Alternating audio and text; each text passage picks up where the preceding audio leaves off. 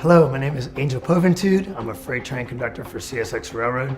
I'm a big advocate for the Beltline, and I'm really happy to be here today to see the ideas and the vision that are coming together from all over the high school students of the city to see how the Beltline can develop and become a better part of the city. Hello, I'm Tom Vincilette, and I'm here to judge the drawings that the students have, the high school students have done, and it's a real pleasure to be here. I'm the founding principal of the firm Thompson Vincilette Steinbach and Associates there. It's an architectural firm started in 1968, now called TVS Design. Design is a great thing for architects, and these projects that we're looking at are exemplary of that and the interest that these young students have. I'm really glad to be here. My name is Brian Ward. I'm the Director of Design at Niles Bolton Associates here in Atlanta. I've been there 12 years. And I'm really looking forward to seeing how high school students of today and their embrace of technology use that to think about architecture. Hi, my name is Julie Abbott. I'm an architect with Gensler. I've been practicing architecture for 17 years, and I'm really excited to see all the great talent of our future architects here in Atlanta today. Hi, my name is Melody Harklerode. I'm the 2015 AIA Atlanta president. I also own my own firm, Harklerode Architects, and I've owned it for 5 years. I'm so glad to be here today to look at the new future of designers in Atlanta, and I'm so thrilled to see that energy and excitement that they have for our field. My name is Jeff Giuliano. I'm a partner in the firm Collins Cooper Crucy Architects. I've been practicing architecture for 24 years, and for me, the being part of the competition and part of the jury is really exciting, just to see what the young kids are doing, and it's inspiring to me to see how good they are at such a young age. Hello, I'm Rob Walker Bunda. I am a designer, illustrator, and former educator. I am currently Chief Creative at Bunker Design Collaborative in North Georgia. I'm very excited to be here today and see some high school students work. Most looking forward to seeing what sort of projects and visions these kids create before going through the rigors and confines of higher learning in college. Hi, I'm Jonathan Gould, and I am an intern architect at Niles Bolton Associates. I am also the co-chair of the High School Student Design Competition Committee, where I've been a part of that for 3 years now, and I just love seeing all the students' imaginative and creative solutions to the problem we send out every year. Hi, I'm Ann Girondellis. I direct the Common First Year in the College of Architecture at Georgia Tech, and I'm an architect in Atlanta, and I've worked at Georgia Tech now for 15 years. I'm so excited to be here to review the work of the young students for the high school design competition. I'm looking forward to seeing the way in which they develop their design ideas, the way in which they test ideas through drawing and building, both with their hands, doing freehand drawings and working with the computer. It's fascinating to see the ideas that come from our young minds these days. Go to the site, take photographs, try to sketch and overlay your design over top of printed out snapshots of the site, for example, and just test your ideas. Your best ideas are going to come from where you're building, I think. Concept is clear from the initial model to the final kind of solution. Also, a lot of the shelters in their concept mentioned protecting the hiker or camper from the outdoors, and so it kind of dismissed the element of adventure and fun, which I think this one kind of encapsulates, you know, with this sort of treehouse, multi-tiered. Right. At the top of Blood Mountain, there's a cabin up there, and it's built entirely from stone, which I assume was sourced, you know, from that immediate area.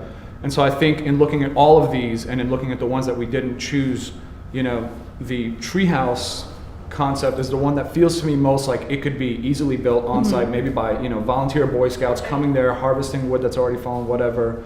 And so that makes it, to me, feel like the most appropriate. So the next project that we'd like to talk about is the focus. Can we get some? Oh yeah? Okay, so I think we sort of fell in love with the project formally, just from a quick glance, how you can see this sort of collection of bottles, and then we sort of dove into it and tried to understand why the composition is the way it is. And there's a great story from the initial sketches and sort of bubble diagrams and layout of the program, and how they actually solved the programmatic requirements very thoroughly and took those solutions and made spaces with them in 3 dimensions. So they've taken these spherical shapes and manipulated them into these glass, these wine glasses. And we thought there was just a great technical prowess going on. Beyond the wireframing and the sketch in the upper left of what this thing could be, and it's sort of this hexagonal, the space frame, and then it went from the sketch to the computer with these great sort of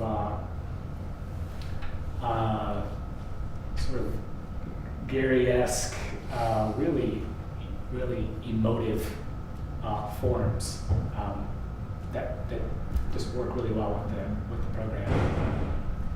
We're also thinking, as you're moving on the Beltline, these structures are going to call out to you. They're going to stand out as something not residential and not commercial, but something that is interesting beyond those 2 levels. And that these structures really, coming down the trail at 10th and Monroe, you're going to see that and be like, whoa, that's something unique and different. What is that? And you're actually, it's going to draw you in.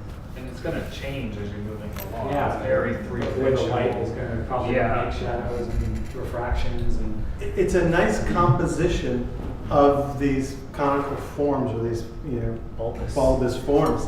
And that's what when I saw it, because I wasn't on the one, it's like, I just thought it was just a nice general composition, because you figure out how to do this round thing on the computer. Sometimes that's as far as you go. Right. But the fact that they took them and they placed them in their different sizes and they're going in different directions shows that there was a little more thought put into it.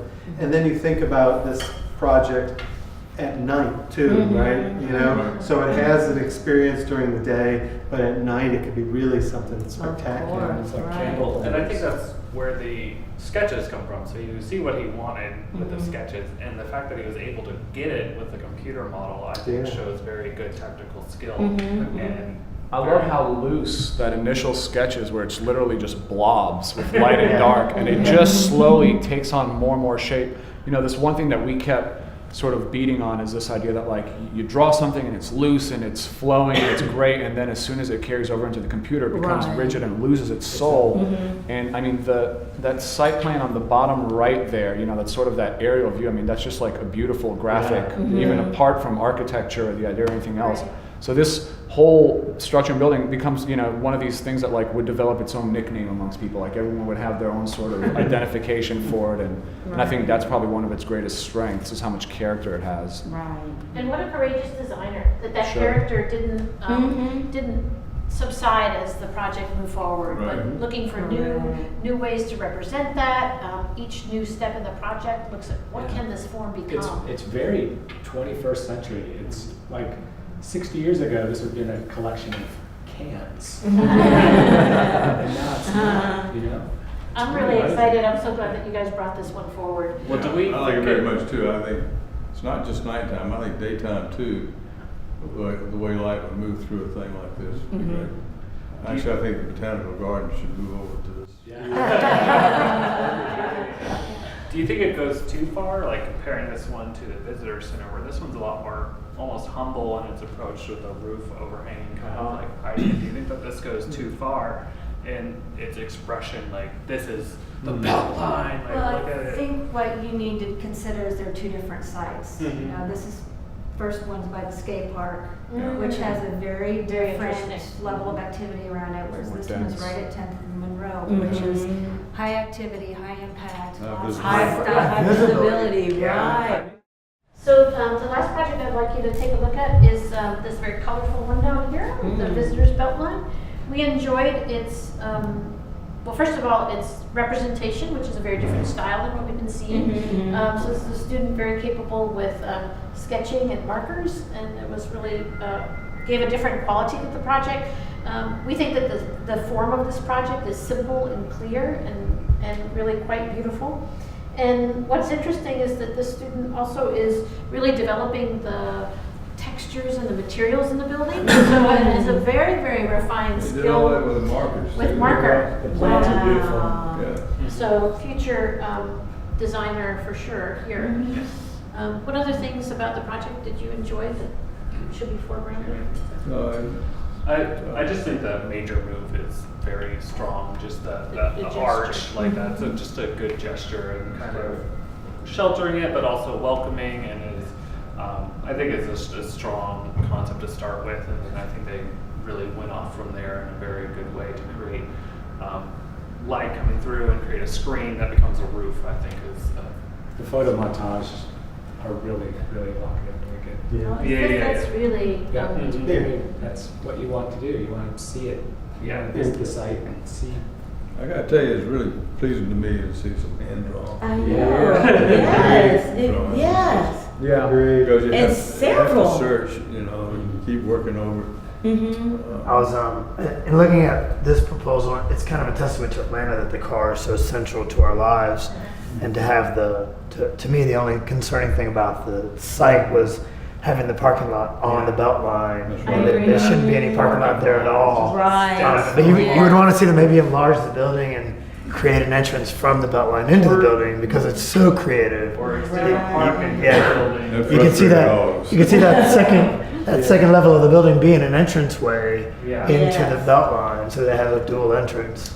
But yeah, Right. you'd want to see the parking requirements for this site be eliminated. And I think that the simplicity of the arch could have just been a simple arch, but they did a nice job of articulating it and letting it be shade structure that still brought light in, so it was a developed idea beyond just kind of the one-liner. And then the material, they went ahead and chose the wood for the arch with the metal screen. There's such a warmth. There's Yeah. such a warmth about this project. And you know, when we talk about visitors and being inviting, and some projects did not, even though they would have that as part of their concept, I could definitely see this as this warm visitors. Which opposed to this one up there, which is a white box Sure. on the belt Different. line. Right. Completely different Right. consideration of True. materials, where this is very wood and stone and brick, and Warmth. that's concrete and Chipwood.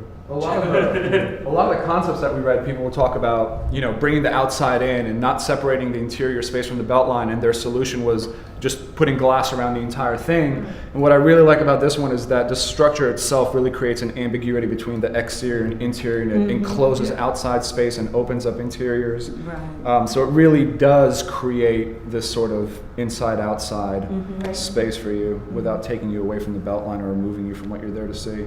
We were talking in our group, and I recall this story. There was one Atlanta high school teacher who brought her students to the College of Architecture.